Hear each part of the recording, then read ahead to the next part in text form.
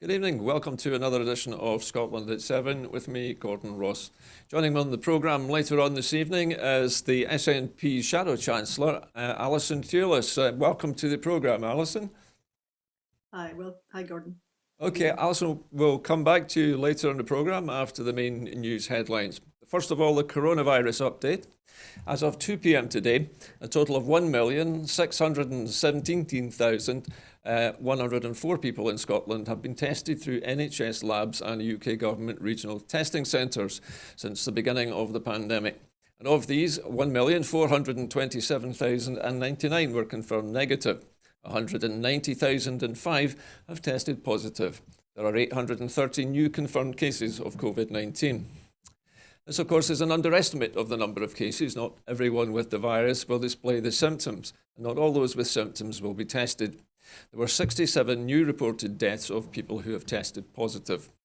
The number of patients in Scotland who have now died from complications caused by the coronavirus COVID-19 infection now stands at 6,666. This number only includes those who have died having received a positive test for the virus in the previous 28 days. Of the people who have tested positive, 1,472 were in hospital last night, 115 of whom were in intensive care.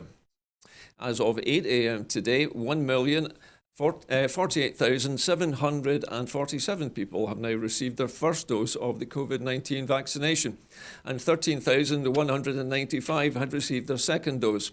Once again, 64,878 first vaccinations is a new record for the number of people vaccinated in a single day.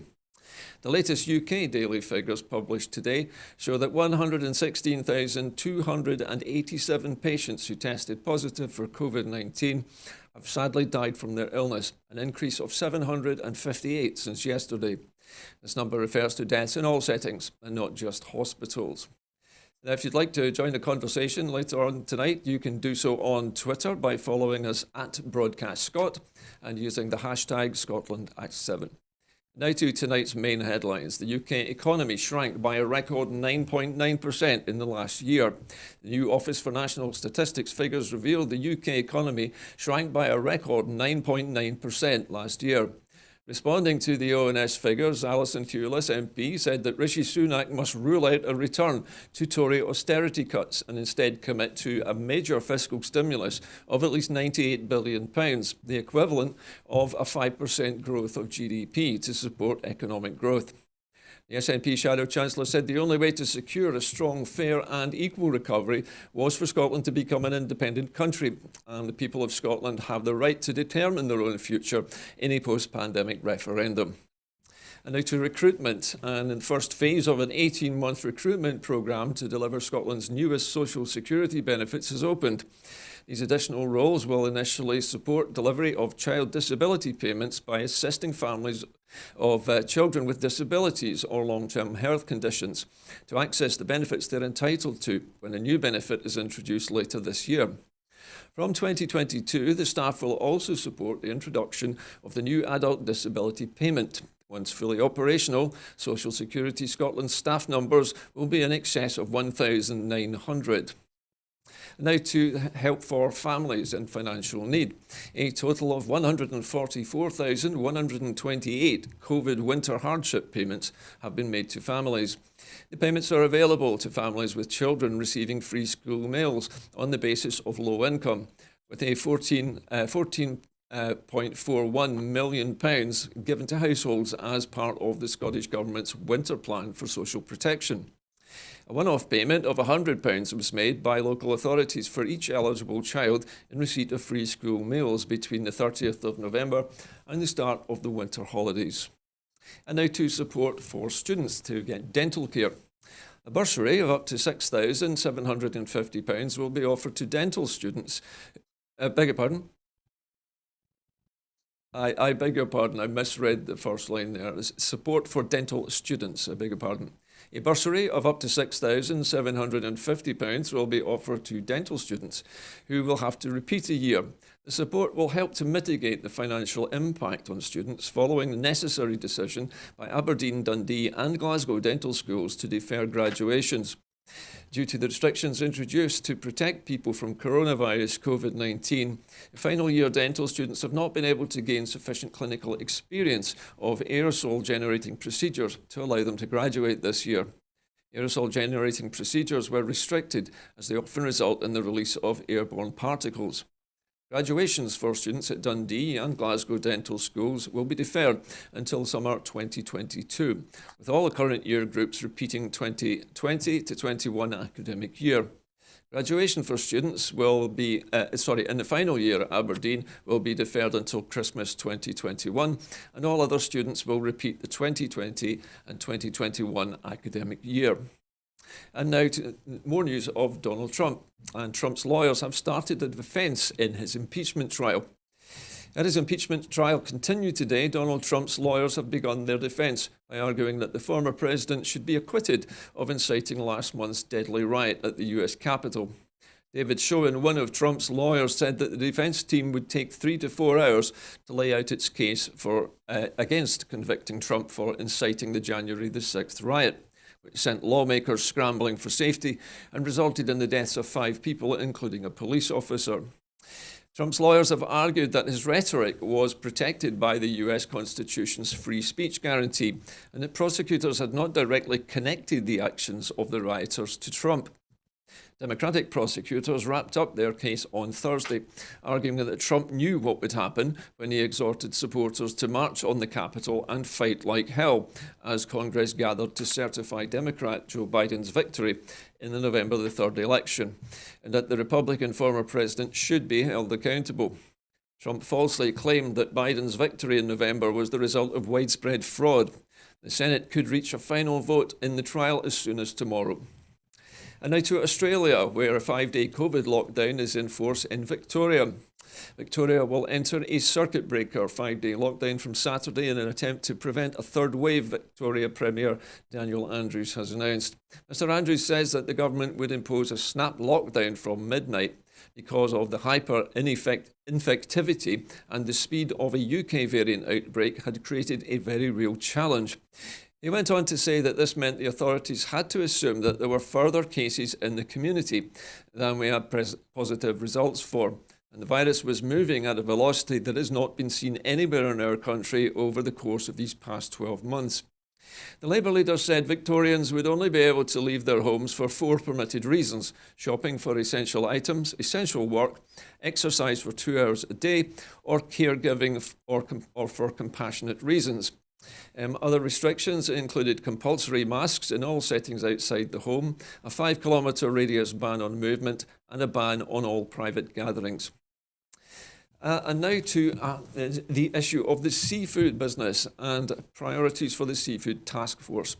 Streamlining export processes, fixing the IT systems and resolving trade issues with the EU must be an urgent priorities for a new UK government-led seafood export task force, the Fisheries Secretary Fergus Ewing has said. Speaking ahead of the first meeting of the Scottish Seafood Export Task Force on Friday, Mr Ewing outlined areas where the industry has faced challenges since the end of the EU exit transition period. He said that the task force's focus must be on ensuring a more consistent approach to the understanding of customs arrangements, including providing clarity to EU vessels landing in the UK. It's simplifying the system used for export health certificates to make it easier for businesses and certifiers to make changes to the paperwork, and aligning the HMRC and DEFRA systems to cut down on errors and to make them more user-friendly. And now English farmers, appears, would rather deal with the SNP than the Tories. The Scottish Government has received a ringing endorsement from the English farming's leader, who said that Scotland is more ambitious than the UK Government in its approach to developing agricultural policy. The NFU president, Minette Batters, went on to say that she would rather be talking to Fergus Ewing than George Eustace at the moment, and that the SNP government has the most constructive thinking on the future of agricultural policy.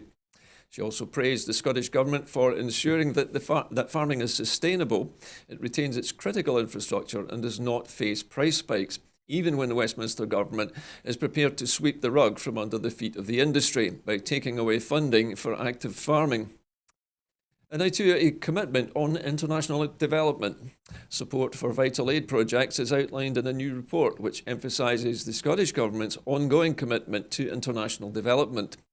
The report reviews projects supported between April 2019 and December 2020 and details the impact of COVID-19. The Scottish Government's ongoing commitment to internationalism and global citizenship has also been underlined in a recent Scottish budget, which includes a £10 million fund for international development and a £1 million humanitarian emergency fund. The report details how, with Scottish Government support, a range of organisations have delivered vital work in the areas of health, education, water and climate. Sustainable economic development, civil governance and renewable energy. These include a project to increase access to sustainable water, hygiene and sanitation in rural areas in Malawi, a project to provide access to ear health in Zambia, and work to help strengthen and diversify rural businesses and coffee communities in Rwanda, and also educational scholarships in Pakistan. And now news of the BiFab yard in Methil and Arnish. These appear to have been saved in an £850,000 deal. Infrastrata has announced the acquisition of BiFab's Methil and Arnish yards, saving 2 out of 3 of the BiFab yards after the offshore fabrication firm went into administration last year, following the failure to secure a key contract for wind turbine jackets for the NNG wind farm. Now Infrastrata will take over the 2 yards on the east and west coasts of Scotland, with hopes of creating hundreds of jobs as the promised wind boom takes off. It will trade under its Harland and Wolff brand, which also has sites in Belfast and Appledore. The deal, which is worth a total of £850 million, depending on the performance, does not include the Burnt Island site in Fife.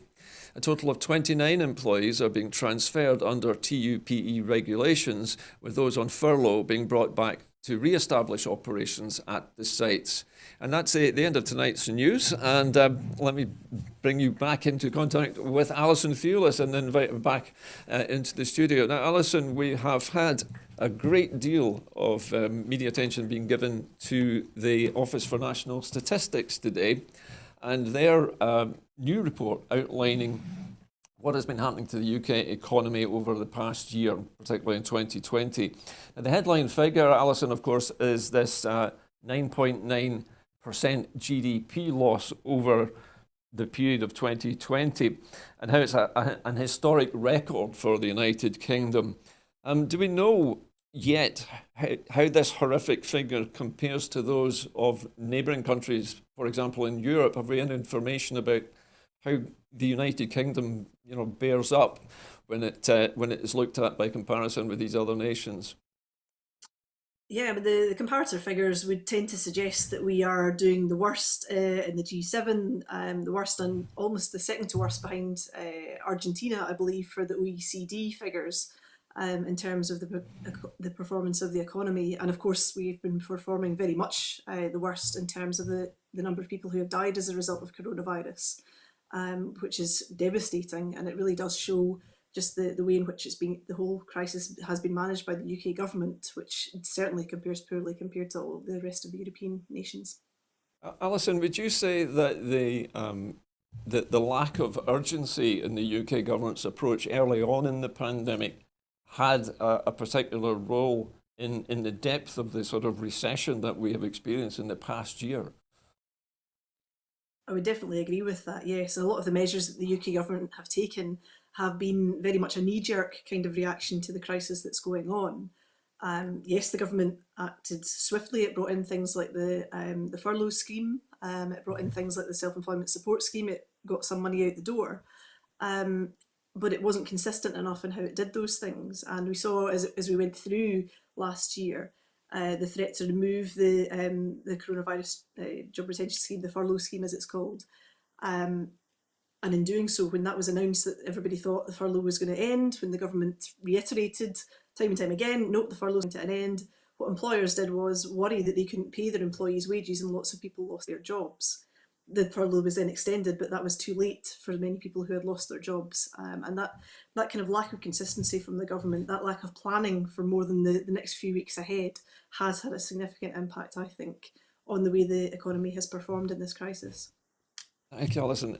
Would you say, having said what you just said about the knee-jerk reaction, particularly from Rishi Sunak, we're coming to the end of another period of furlough and another period of self-employment support grant. We still haven't heard anything, have we, from Mr. Sunak about what is going to happen when this current series of financial assistance ends again, because it seems to be another cliff edge. Would you be worried again about the same thing happening as happened last year? Are you anticipating another round of big redundancies because of Mr. Sunak's reluctance to continue these funding efforts? Yes, and I think the government are saying, well, we need to hold off to the budget to make these announcements. And that's usually the way that things are done in politics, that you wait for the budget and you make these announcements. But we are not in normal times. And this uncertainty is having a real impact right now in businesses. So the businesses that I speak to, for example, in my Glasgow Central constituency, particularly those in hospitality and tourism, lots of them have hung on. Lots of them have been able to keep at least some of their staff, experienced, loyal staff that they've had for many years on due to the furlough scheme. But they're saying we don't know what happens after the budget, after the furlough is supposed to end, and they need to really know that now, because if they can't afford those extra wages, they will have to start going through the process of putting people onto the dole, and that's not anything any responsible business wants to do. But it's the choice that's facing many, because they don't know how long the coronavirus is going to run, and they don't know how long they're going to be expected to continue without having any income into their business. And for hospitality businesses particularly, they've been incredibly badly hit because they've not had the kind of Christmas trade that might have seen them through, and they're now sitting there with increasingly empty bank accounts, rising debt, and no income to make ends meet. So they need to know from the government very, very clearly and very soon exactly what's going to happen here. It's interesting that you mentioned the accommodation and the sort of holiday and hospitality industry, because one of the figures I noticed, a headline figure in the ONS statistics today, was that accommodation and food industries were responsible for quite speedy and rapid increases in GDP. When last year, when we came out of the first lockdown through the summer months and up into the autumn, they seem to be moving very quickly to recover. Is there anything that the, shall we say, the accommodation and food industries are doing that might, for example, is there anything that other industries might learn from them about how they can quickly respond to these rapid fluctuations? I think it has been a struggle for many hospitality and tourism businesses. They've had a real difficulty in not knowing what's going to happen, preparing for any big changes, either lockdowns or unlocking, because obviously they've got a timeline to go to their wholesalers, that the wholesalers have to bring in the food in as well, and the drink into those businesses. So it has been a real challenge for them to meet those changing and fluctuating lockdown rules. And I think they have done incredibly well to adapt to that. But I wouldn't say it was easy, and I wouldn't say that it would be something that they would want to do again. I'm pretty sure if you asked them, they would want never to see a year like this past year again. But they have adapted quite well as well, I would say, and lots of particularly food businesses have adapted. They've adapted to takeaway food, to eating at home, to producing a pack that you can make yourself. And they have tried very, very hard to try and keep some of that customer base through this. And I think that the real challenge is that they haven't been able to cope well enough because there haven't been the people coming through the doors. If you've got a restaurant, you have a certain number of people you can bring in, you serve them, you know how that works and how much money you're going to bring in from that. Because of lockdown, you're getting not as many people through the door in the first place. They might not spend as much as they were before, and it's really quite difficult for those businesses to keep going. For the rest of the economy, I think the challenges have been slightly different. So, for example, manufacturing might have been able to adapt their procedures to have people more distance within factories. They might have been able to change things in terms of shifts and when people come in. But there has been huge adaptation going on out there to try and keep everybody as safe as possible. Another aspect which cropped up today, I noticed on some of the BBC coverage, a woman apparently phoned in a radio programme this morning on the BBC, and she was a driving instructor. And what she was saying was that the self-employment grant scheme, which basically gives 80% of the profits of a one-person business as a grant over a period of I think it was 3 months, doesn't take into account the fact that your profit as an individual trader is what you would normally spend on food and household items. It's what you have as disposable income. But it doesn't cover the costs if you happen to be paying for a car, paying for the insurance of that car, paying for the servicing of that car. All of that grant can be used up, and effectively it doesn't actually allow you to put food on the table. Is there any way you think that that grant scheme could be adjusted by either the Scottish Government or the British Government to take into account people who have to keep paying for a car, which is the core activity of their business, so that they can survive on more than just 80% of what they would normally have left after paying for these things? Yeah, and this is one of the huge deficiencies in the way that the UK government has set up some of the self-employment support schemes. And there are about 3 million people across the UK who have been excluded in various different ways from the UK government schemes. And the Treasury Select Committee, which I sit on, has been taking a lot of evidence about this over the course of the pandemic from economists, from people themselves who have been excluded, from self-employment organisations, from trade unions, trying to look at this and say, well, what can we do to try and meet some of the deficiencies of these schemes?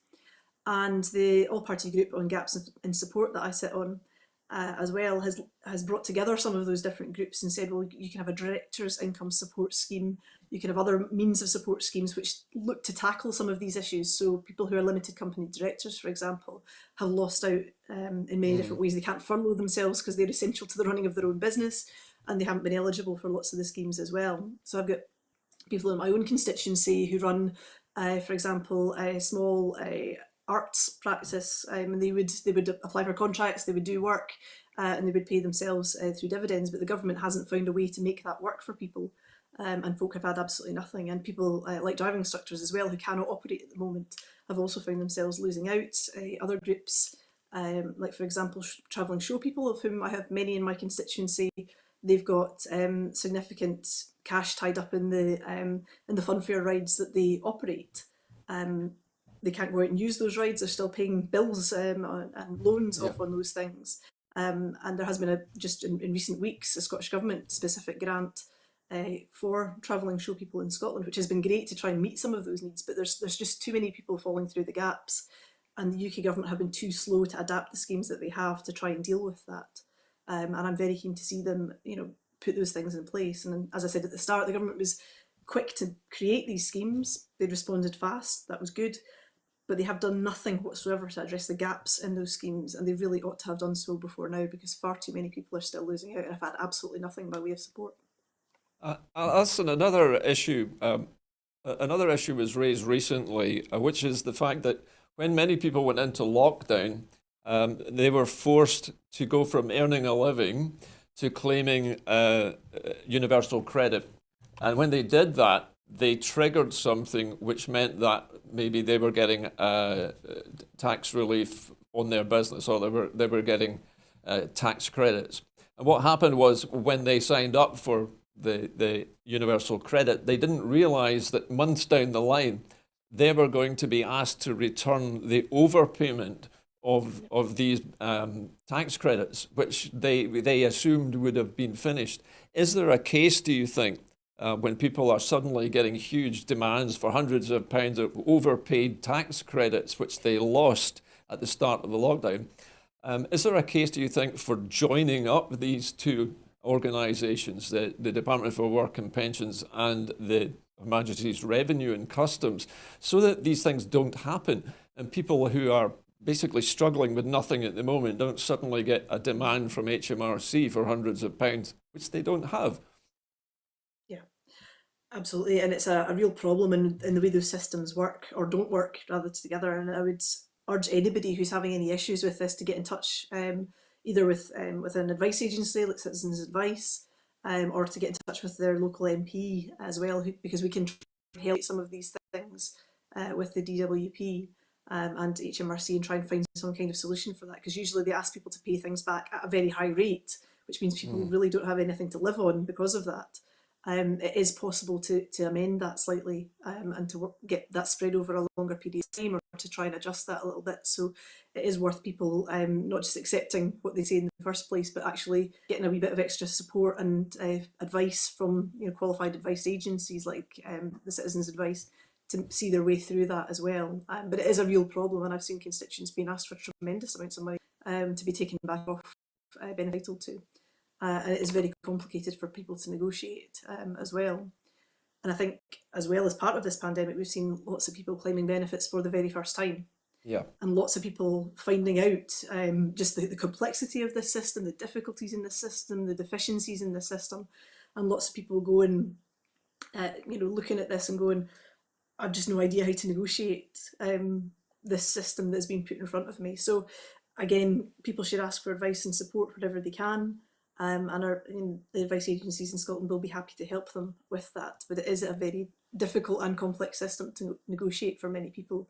And people are finding out for themselves just how hard it is to try and survive on the money that the UK government gives. So we would very much like to see the £20 uplift that was applied to universal credit continued, because that's been a lifeline to so many people. And also for those who are still on legacy benefits, to have their uplift as well, because they've not had that £20 uplift and they very much deserve that too. Yeah.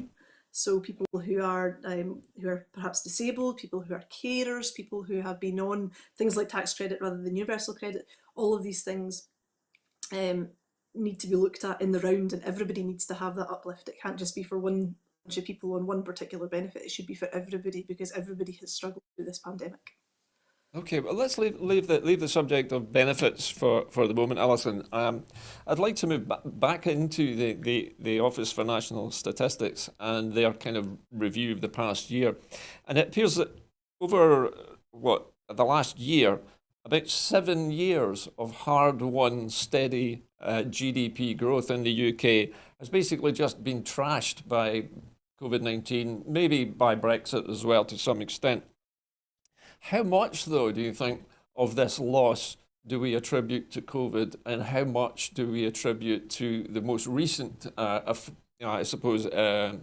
impact of Brexit on these GDP figures? Because we won't know, will we, about the effect of Brexit till much later, will we? Yeah, and Brexit certainly isn't helping in this situation that we find ourselves in. Brexit is compounding an already very difficult situation. Making it more difficult for businesses to trade, for goods to flow across borders, for people to flow across borders, and for economic activity to be generated. But so it will have a longer term effect, and we can't quite at the moment just sort of unpick exactly what's attributable to COVID and what's attributable to Brexit. But certainly Brexit isn't helping the situation any, and you only have to look at the delays at the ports over Christmas, at the situation that people are finding in Northern Ireland. And in the generality of people not wanting to export from Europe into the UK, because we now have a more costly and more complicated system to do so. Okay, well, let's change the topic completely for a little while, Alison. And I wanted to talk a little bit more about the public sector. Now, the public sector appears in the ONS statistics in a positive way for a change. And it seems that most of the growth that was generated during the pandemic was actually generated by the health and social work departments, and that was 12.4% growth in the last calendar year. Would you say that this growth has given you the confidence in this sector that it could lead Scotland out of the crisis? And if that was true, would you envisage an expanded role for the NHS and the public sector care in Scotland after it became independent? I mean, I think there's always been a good case to invest in the public sector. It is a public good. People use the public sector, they use schools, they use hospitals, and it is a good investment, because improving the education of people and improving the health of people is very important. It is money well spent, and it's perhaps money where the UK government, over the past decade of austerity, has been skimping quite considerably. And you can see over the past year, a huge amount of money has had to go in to the health service and into the public sector in order to deliver the coronavirus support that people have needed. So I think there is certainly a lesson there that it's good for GDP to invest in these things, and also that austerity and cutting from those services and privatising those services has a negative effect, certainly on their ability to deliver and on the way in which they perform more generally, I would say. Okay, Alison, sorry, I know I'm asking you a great deal here. Um, let's move on to something slightly different now.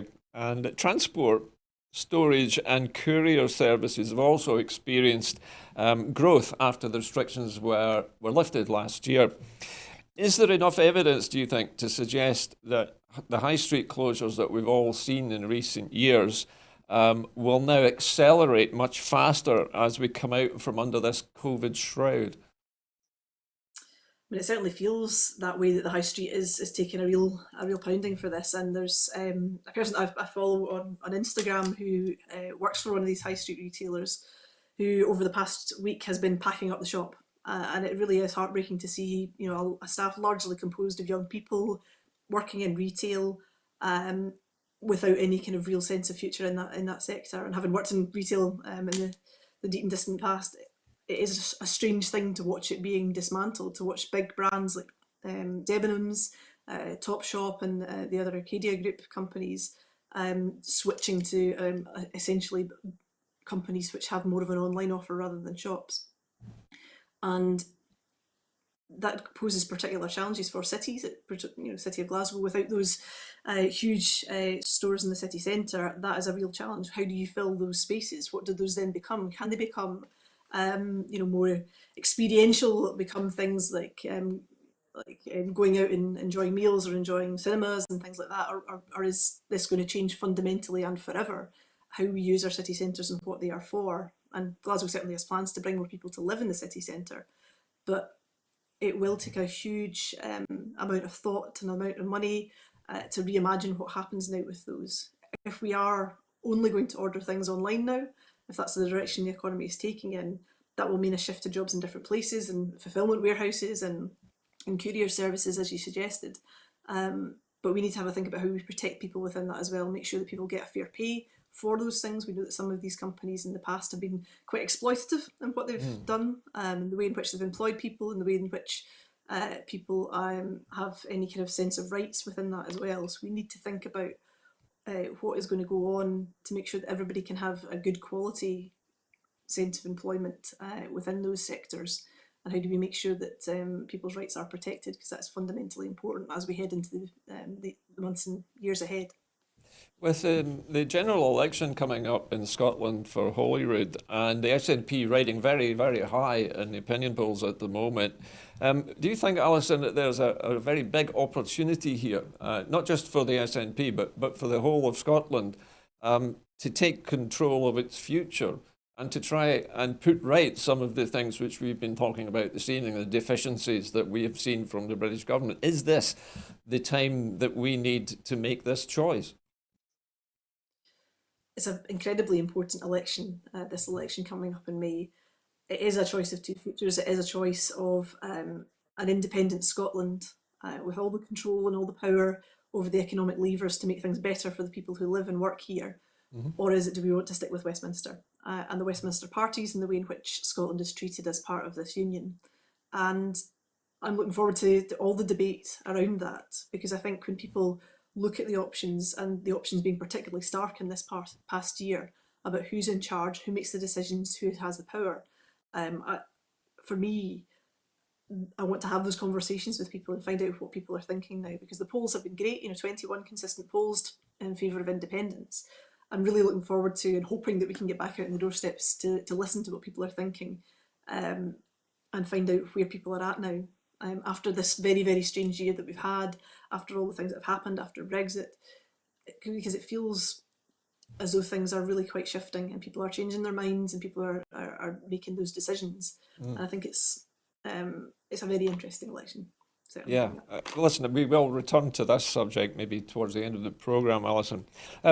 Let me move away from the subject of independence now and talk about alcohol, because one of the standout industries which was badly affected by COVID primarily has been the beverages industry in Scotland, and we're well known, obviously, for whisky, less well known for being the major manufacturers for gin, and also beers and other craft ales and wines.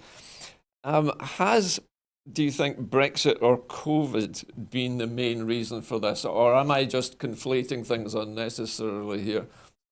Is it primarily I think COVID? there's a number of things going on with this. So for Scotch Hmm. whisky, for some time now, it's been the impact of the 25% tariff in the United States on single malts, which was the kind of fallout of the whole Airbus Boeing dispute. And that continues to have a really significant effect on Scotch whisky exports to the United States, one of the biggest markets in the world, and that is having a real impact.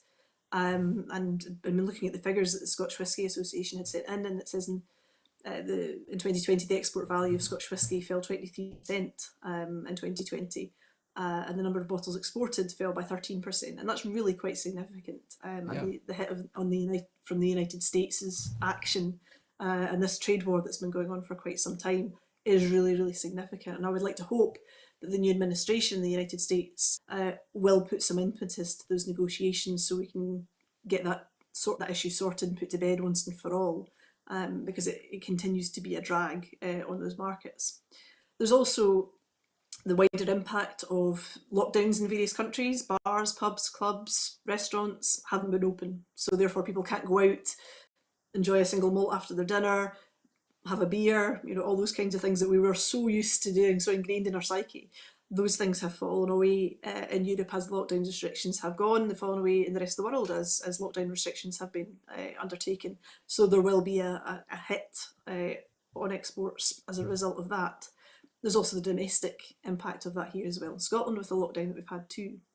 Now, I guess some people are buying alcohol, they're drinking at home, they're consuming in a slightly different way, but not to the volumes they were before. Well, at least I should hope you wouldn't be drinking, someone at home isn't drinking to make up for the fall everywhere else in the pub trade. But in all seriousness, it has had an impact and is a big contributor to the UK's GDP as well in terms of exports. And I think there is a lot to be sort of wound out in terms of how Brexit will affect as well, because if things are not flowing as easily across the border, then that will have an impact undoubtedly on our food and drink exports. We've seen the very visible impact on the seafood exports, as you mentioned at the start of your programme.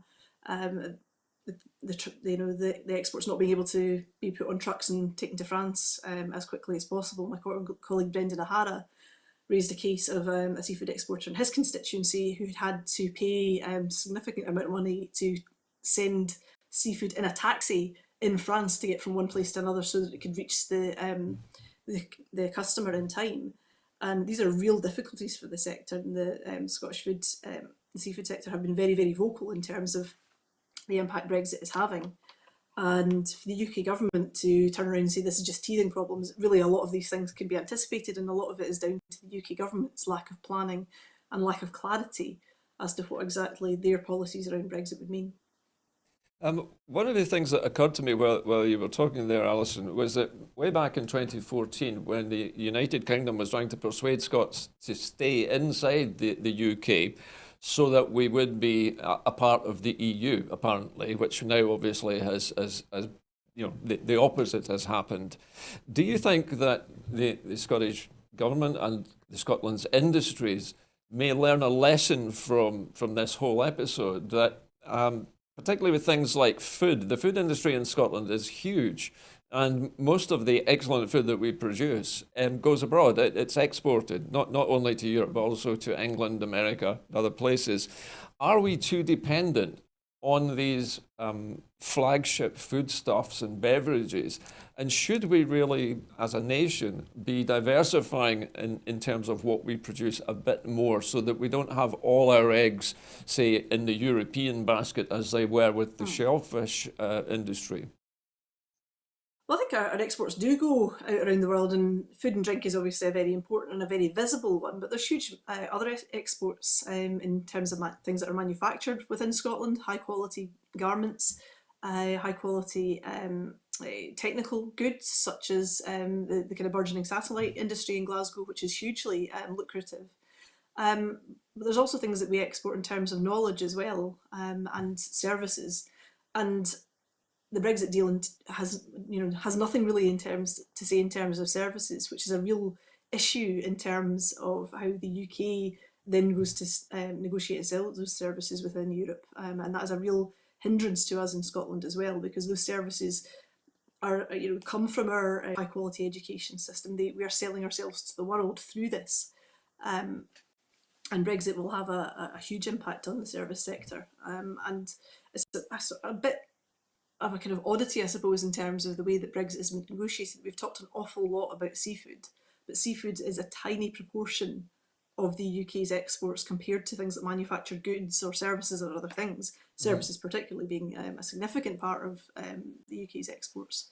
And I think that has been missing from it, and it will have a significant income, a significant impact in the time ahead as we go into to see how Brexit unfolds. In the past few days, Alison, there's been news coming to us that the volume of financial services which are being transacted in London, which was the traditional sort of global capital for financial services, has now shifted. The centre of gravity has moved now to the Netherlands and to Germany, places like that. And Britain is now sort of slumping back. Is there an opportunity we know that there are now stock exchanges opening in, I think, 3 locations in Scotland. Is there an opportunity here for a resurgence in the Scottish financial services industry? And how would that affect your calculations regarding a post-independence Scotland?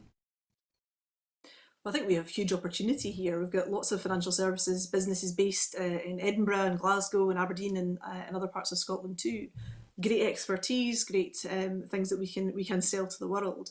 And if Scotland had stayed within the EU and England had left, that would have been a huge impact. And you would have seen, I'm fairly certain you would have seen financial services firms relocating into Scotland to stay in an English-speaking part of the world and also have that foot into Europe as well.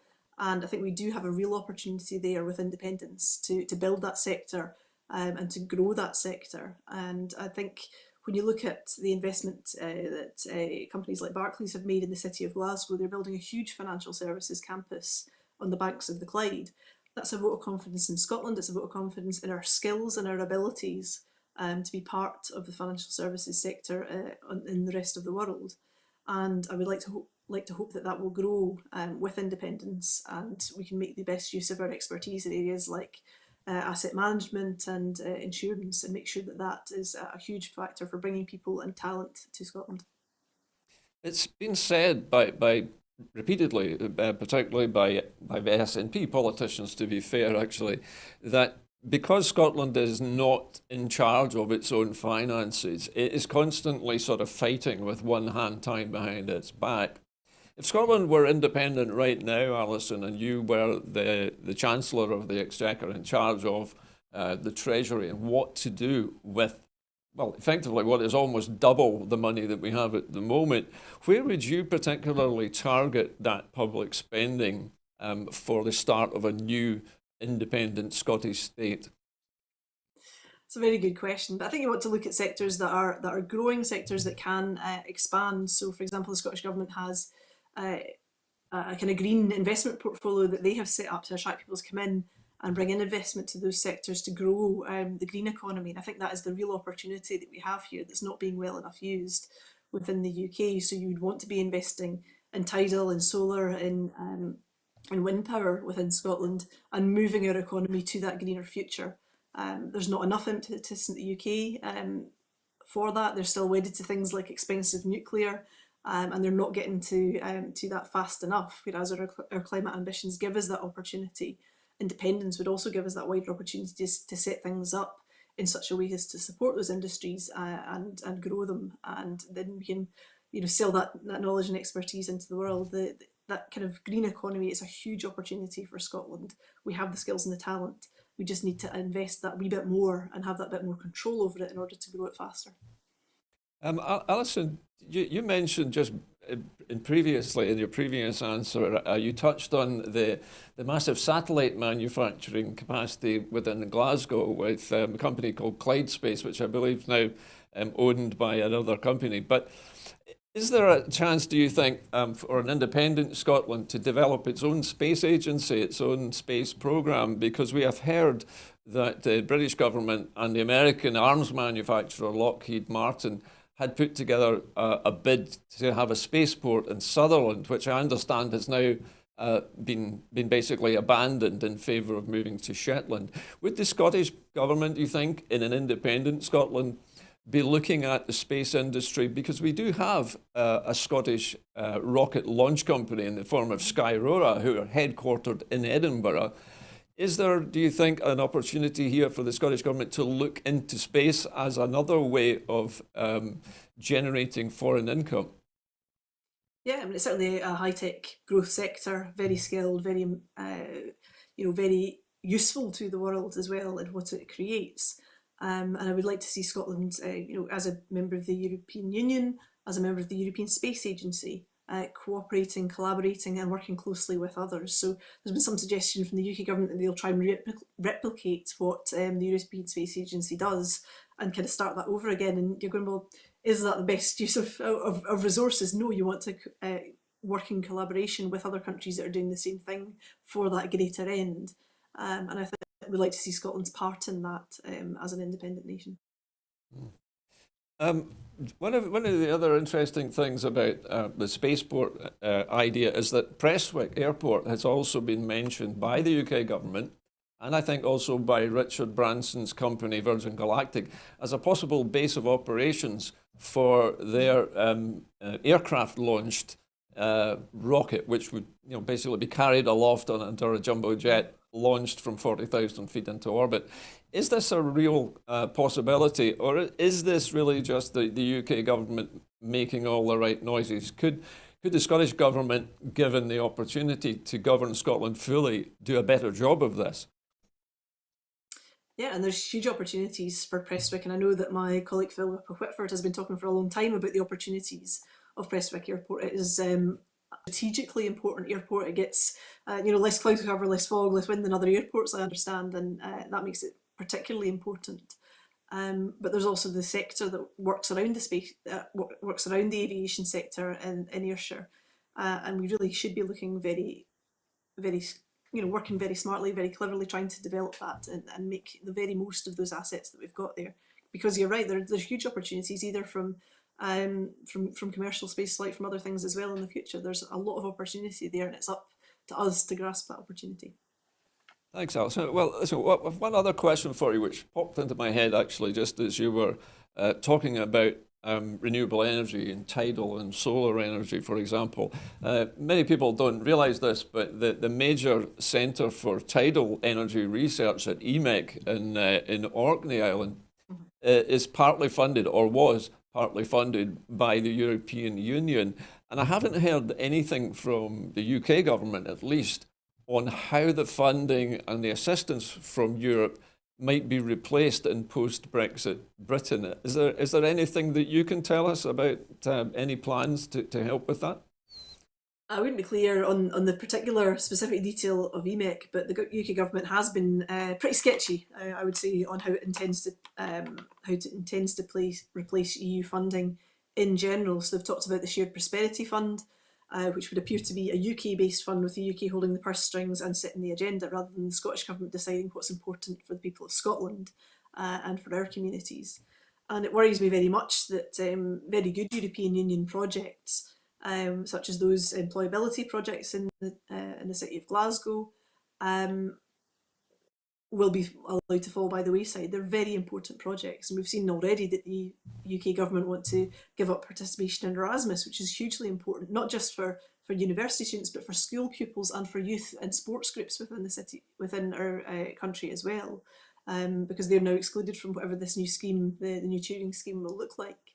And it just smacks, I suppose, of all the kind of missed opportunities, the lack of understanding of the importance and the significance of these schemes that the UK government has. And I worry a lot that they're going to let things fall by the wayside that are actually very important to us because it doesn't fit within the UK government's very narrow agenda.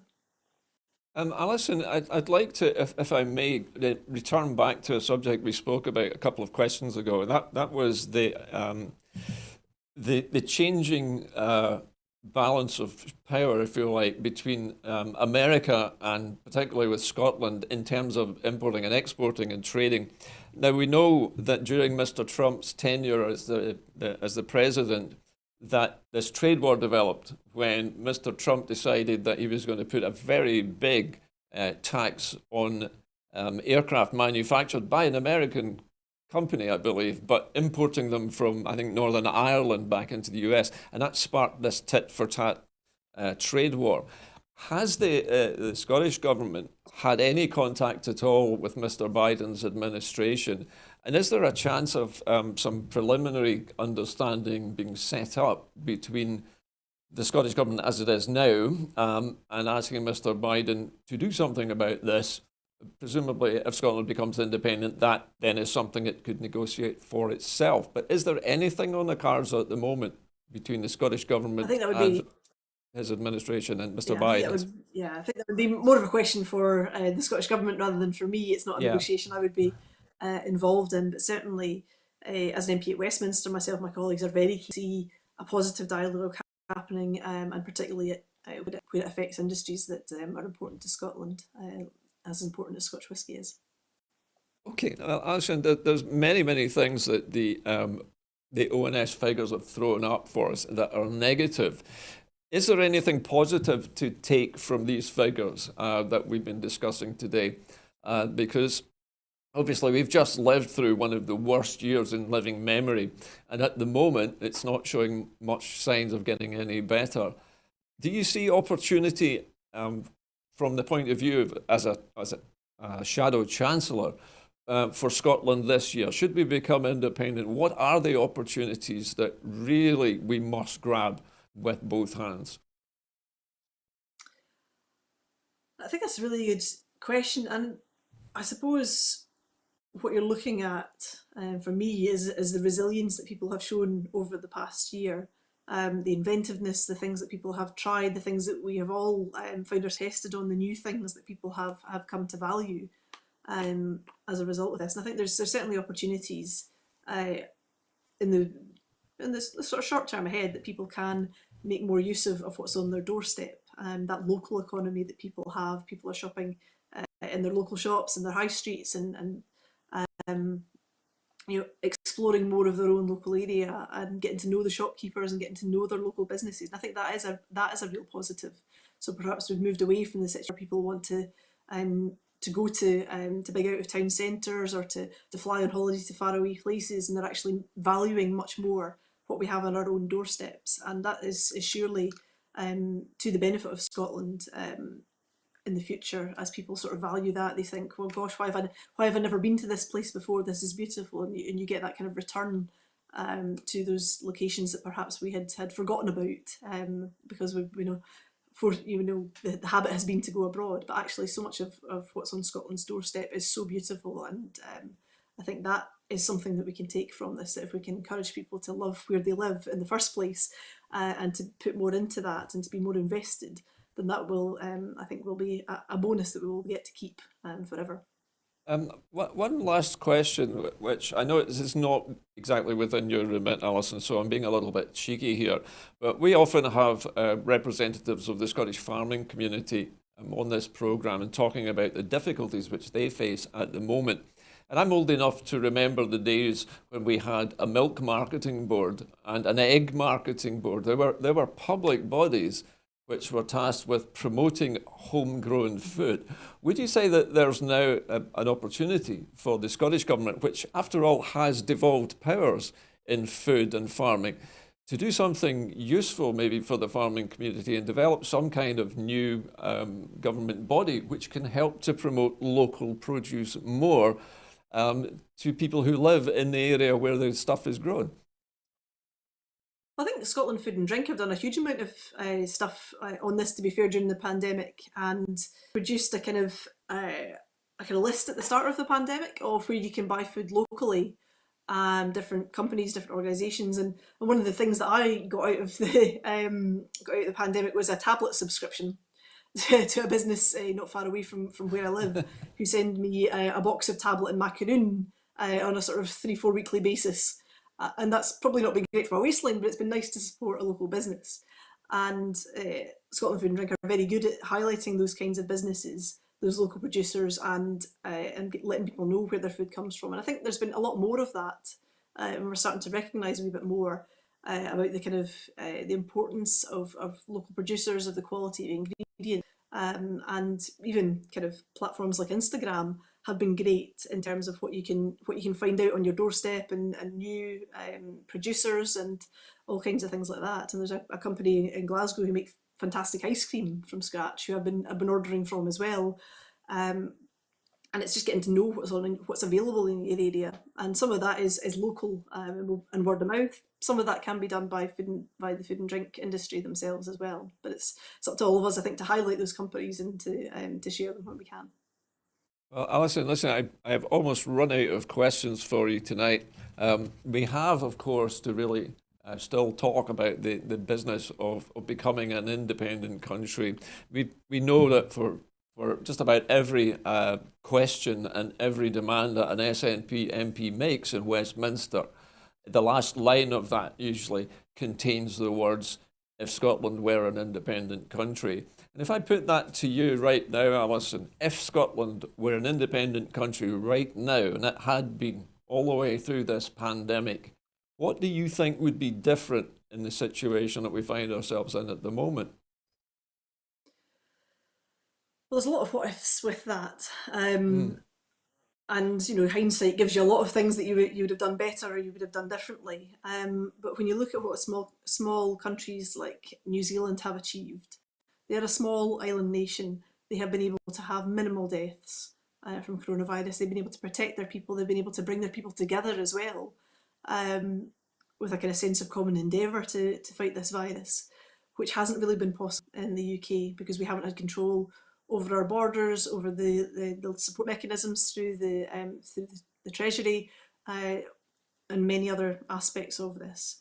So I think if we had had those full control measures, if we'd been able to close our borders when we wanted to, if we'd been able to give the support schemes that we wanted to do more quickly with the financial certainty that only the Chancellor of the Exchequer can have, rather than a finance minister and a devolved administration doing the very best she can, but with one hand tied behind our back, I think we would have seen a real difference in how we tackled this virus and how we came out of it into a good and positive recovery. I've got one final question for you, Alison, and forgive me, it's a little bit more of a personal question. I wanted to ask you something. If Scotland was independent, becomes independent later on this year, and you were in the government that had been elected after that vote, would you still want to be the Chancellor of the Exchequer, given that you now know more about what goes on? Would you want that job? I mean, Kate Forbes has that job in Scotland at the moment, and she's doing a tremendous job. And I'm not running for the Scottish Parliament elections in May either. So I would say not at the moment because there isn't a vacancy. But well, I'm just thinking hypothetically here. So imagine you're round about. Would you want the job? I think I would wait and see on that. I would wait and see on that. Alison Wilson, thank you very much. You've been an excellent, wonderful guest this evening, and I've asked you some really weird and complicated questions. So thank you very much for being such an obliging guest. Anyway, that's about it from Scotland at 7 this evening. Of course, I'll be back again on Monday. Might even be here on Sunday, actually. Depends whether we have enough staff. But anyway, as you know, we're in the middle of a crowdfunder at the moment, and we need your help. So if you have some money to spare and you want to become a supporter of Broadcasting Scotland, or you want to make an individual donation, you can do so by following the instructions on screen now. That's about it from me tonight. I will be back again, as I said, probably on Sunday, but definitely through next week. But from all of us here at Scotland at 7 this evening and the studio here, and my thanks indeed to Alison Thewliss for being an excellent guest this evening. It's good night from all of us.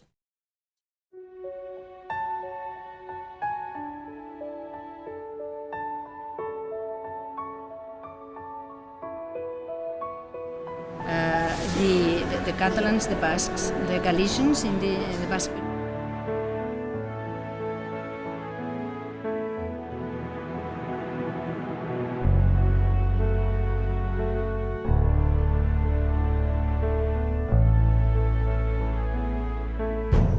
An independent future for Scotland.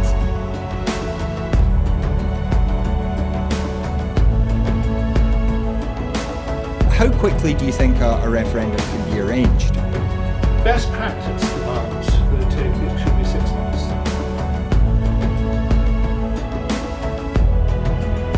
Just looking at the overall share numbers for Scotland at the moment, the SNP 46.4%.